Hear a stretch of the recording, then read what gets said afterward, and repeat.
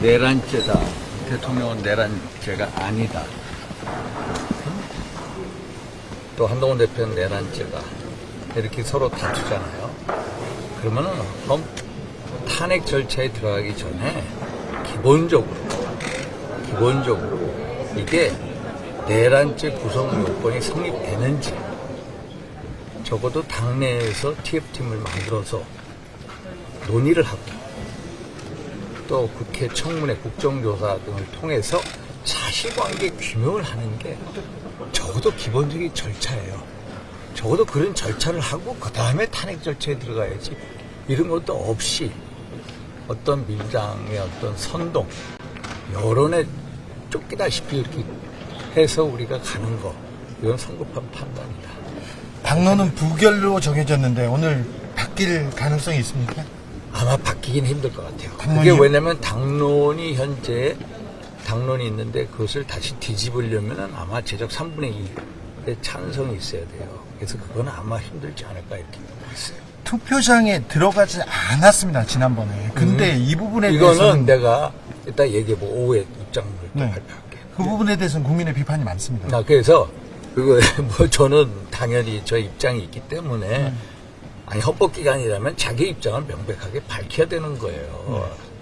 예를 들어서 당론하고 다르면 다르다고 얘기하고 네. 본인의 입장을 그래서 이게 결국 그런 이 문제 당론으로 하는 문제 또 그 다음에 들어가느냐 안 들어가느냐 하는 문제 이거에 대해서 제가 이따 오후에 또 얘기를 드릴게요. 탄핵이 가결될 것 같습니까? 부결될 것 같습니까? 그거는 모르겠어요. 부결의 목소리가 더 크지요.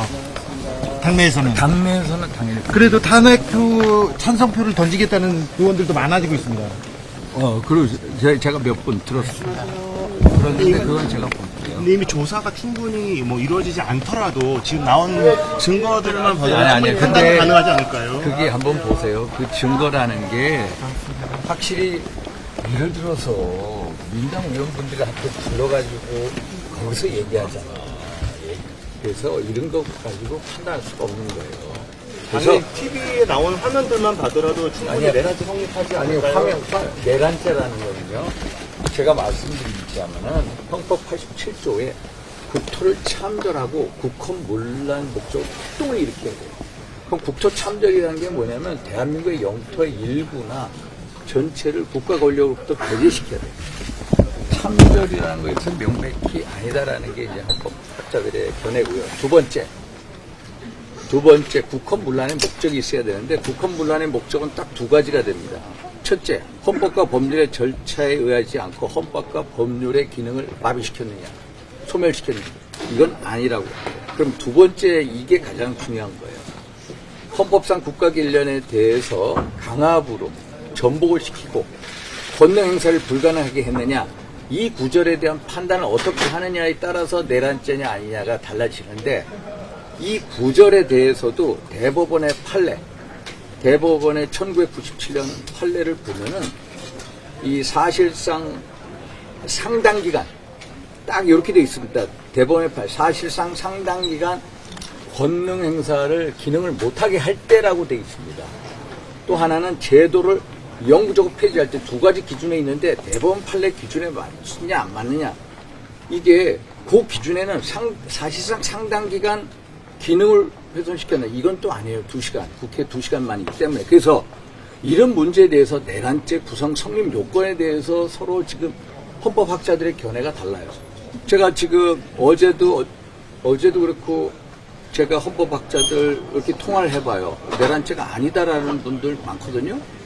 그런데 정치권에서 민당이 계속 내란죄라고 몰아가는 거에 대해서 왜 우리 스스로 법률적인 기초적인 사실관계 확인도 안 하고 내란죄로 몰아가느냐. 우리가 왜 거기에 떠밀려가느냐. 저 위법위원은 맞지요, 계엄령이? 그러니까 위헌 위법에 대해서도 그것도 계엄이라는 것은 1997년 대법원 판례는 고도의 통치행위래. 고도의 통치행위.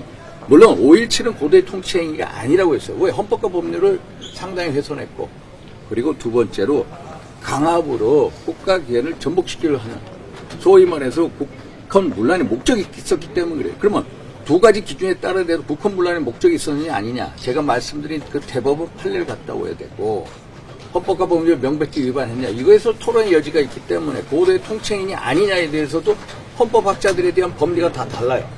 그래서 이런 문제에 대해서 기본적인 국회의원이라면 안 그렇습니까? 헌법 법률을 만드는 기관 아니에요? 이런 거에 대해서 서로 토론하고 논의를 하고 그 다음에 해야 되는데 그런 거를 국회의원들이 잘 몰라요. 그래서 어제도 저보고 얘기를 해달래. 저도 법률가는 아니에요. 저 혼자서 공부를 하고 했는데 예를 들어서 우리가 국회의원이요. 법률을 만들었습니다. 그 법률이 몇 개월 후에 보니까 사람들이 많이 피해를 받았어. 근데 몇 개월 후에 사후적으로 헌법재판소에서 우연법률심사 제청이 들어가서 야 우연법률이다 딱 이제 판단이 내려졌어. 그러면은 우연법률에 따라서 사후적으로 법률적 심판이 내려지기, 헌재 심판이 내려지기 전에 그 수많은 사람들이 피해를 입었어요. 그 수많은 사람들이 피해를 입은 거에 대해서 누가 책임을 져야 됩니까? 그거에 대해서 국회의원들, 법률제정행위자 책임 안 집니다. 안 져요. 우리가 국회에서 탄핵소추를 합니다. 부당한 탄핵소추야. 그게 사후에